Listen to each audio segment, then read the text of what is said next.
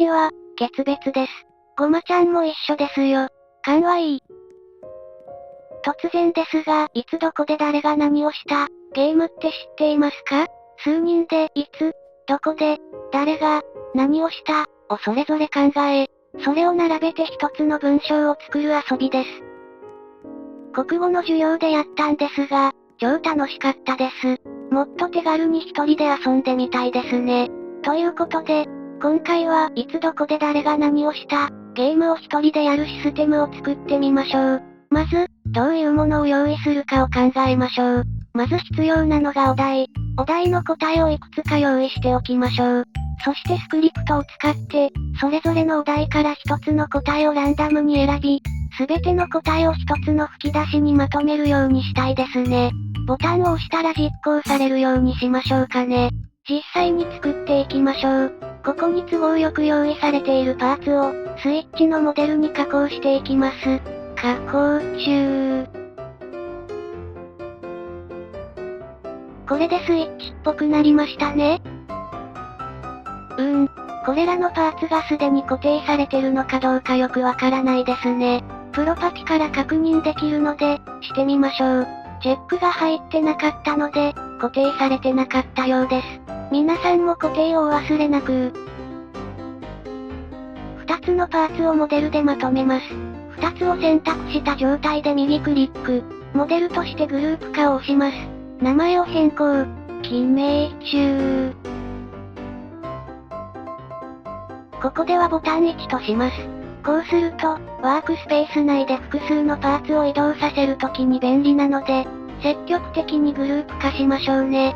で、スイッチにしたいパーツの中にスクリプト、クリックデテクターを入れます。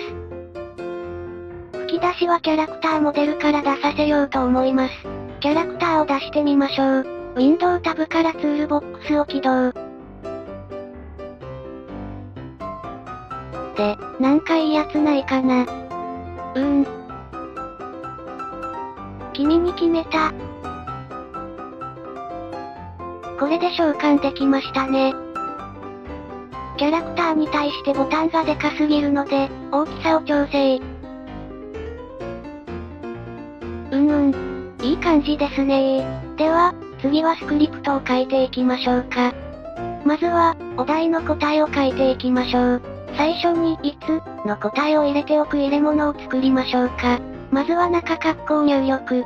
シフトキーを押しながら、鍵括弧キーを押せば入力できます。改良し、その中に、いつ、の答えを書いていきます。文字はダブルクオーテーションで囲い、コンマを最後につけます。こうすることで複数の答えが書けます。この調子で、どこで、誰が、何をした、も書いていきましょう。こうなりました。数に制限はないので、思いつくままにたくさん書いてみましょう。後でキャラの頭から吹き出しを出させたいので、キャラの頭の場所について書いておきましょう。クリックデテクターの場所についても書きます。ボタンがクリックされた時に実行するために、ローカルファンクションを書きましょう。ローカルファンクション中。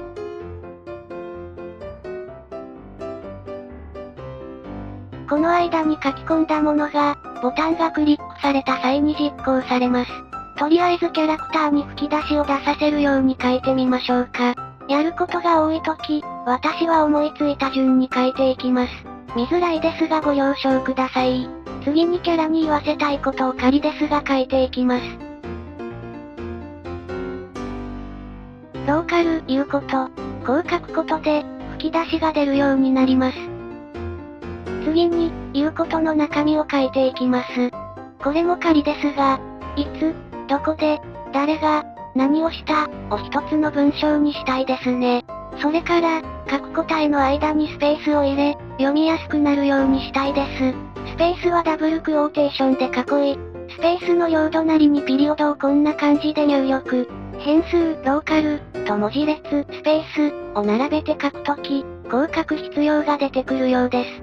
これで一旦 OK。実行中、連打できないように設定しましょう。クリックのクリックデテクターを例に変更。こうすることでクリックできなくなります。これをコピー。おや、なんで消してるんでしょうか？録画中全く気づきませんでした。まあ、出てくる吹き出しは一つだけなので、この状態で連打しても支障は出ません。問題なし。次に、答えをそれぞれ一つだけ選ぶ仕組みを作っていきます。カンニングペーパーガン見、覚えるのが得意じゃないので、過去作品をそのまま書き写すことが多いです。皆さんもガン見していきましょう。このように書きました。いつ1は、いつの中にある文字列の中から一つをランダムに選ぶ、という意味です。これをコピペして書き換え、どこで、誰が、何をした、にも対応するよう変更しましょう。ちなみにシャープ1は、いつの中にある文字列の数、という意味です。後で使うので覚えておきましょう。こうなりました。仮で書いたキャラに言わせたいセリフを書き換えます。いい感じ。ではテストしてみましょう。果たして、どうなったのでしょうか。できました。特に動きにも問題はなく、ちゃんと読みやすいようスペースも入ってます。これで完成ですね。ぜひ、いろんな言葉を入れて面白い文章を作ってみてください。なんか、地味ですね。このモデルが入るように何か作りたいです。例えば、何通りの結果が出るかを表示しておくとか、それだけで、誰かの気を引けそうです。早速作ってみましょうか。まずは、何通りかを表示させる看板を作ってみましょう。看板と名付けました。このパーツの中に Surface GUI。で、さらにその中にテクストラベルを入れます。テクストラベルのテキストから文字を変更できます。これをスクリプトで書き換えて、何通りかを表示させます。固定をお忘れなく。次はスクリプトを書いていきましょう。何通りあるかを計算し、テキストを書き換えるように書きます。いつ、どこで、誰が、何をした、の各答えの数を掛け算すれば出るはずです。そう、ここで、さっき言った、シャープの出番です。まず、テクストラベルの場所について書きます。妙に長くなっちゃいましたね。次は計算式を書いていきます。ここではアスタリスクがかけるの代わりになります。シャープいつで、いつの中の答えを数え、アスタリスクを入力。他のも同じように書いていきます。計算の結果がテキストに反映されるよう書けました。これで完成。テストしてみましょう。動きませんね。そういえば、キャラクターモデルをワークスペースからフォルダーの中に移動させていました。ワークスペースの中にあるキャラを探すように書いていたので、見つけられずエラーが出たよう。修正したのでこれで安心。クリップと看板も同じように移動させていましたが、このスクリプトから見てどの位置にあるのか、と書いたので影響を受けていません。看板のように長々と書く方がいい時もあるんですね。その時々で使い分けられたらかっこいいですね。テストしてみましょう。数字が出ましたね。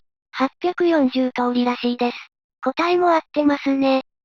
何通りの結果が出るかわかるだけで特別な感じがしますね。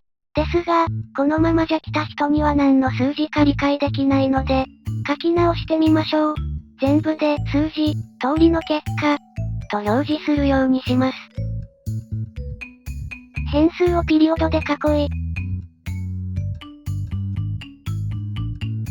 これで OK。こんな感じになりました。ボタンを押さないと表示されないので、押さなくても表示されるようにしましょう。ローカルファンクションの外側に計算を移動。ローカル看板は計算式の上に移動しましょう。問題なさそうです。これで OK。ここまでお疲れ様でした。皆さんもぜひ、オリジナリティ溢れるものを作ってみてくださいね。吹き出しを増やすこともできます。自由に改造してみてください。スクリプトは概要欄のリンク先に載せているので、チェックしてみてください。今回の動画はこれで終わりです。